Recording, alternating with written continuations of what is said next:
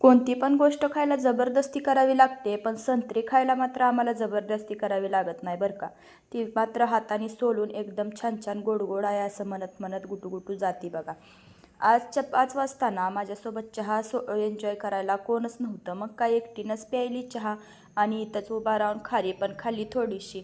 आता म्हणाल असं काही खाते आणि त्यातच हात घालून, असं काही नाही. ही खारी फक्त माझ्याच नावावर आहे त्याच्यामुळं मी खाते ती. मग आता एवढं खाल्लेलं ना जिरवायला तर पाहिजे म्हणून थोडंसं बाहेर फिरायला गेले. फिरून आल्यावर मग लगेच लागले स्वयंपाकाला. नवरोबा सकाळी लवकर जेवण करून गेले होते म्हणून म्हटलं आज जरा त्यांना लवकर भूक लागली तर तयार केलेला असावं म्हणून लवकरच स्वयंपाकाला लागले होते. आज मला बनवायचा होता डाळ भात, मेथीची भाजी. इथं त्याची सगळी तयारी करून ठेवली बघा. दूध पण तापायला ठेवलं. मेथीची भाजी तर सकाळीच नीट करून ठेवली होती, पण अजून काय मेथी बनवली नव्हती. म्हटलं चला आता बनवूयाच, एवढा वेळ नीट केली तर बनवली तर पाहिजे हो की नाही.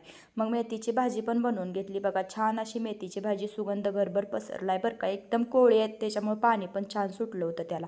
आणि डाळ पण तयार झाली. चला तर मग आता आपला व्हिडिओ कसा वाटला कमेंट करून सांगा.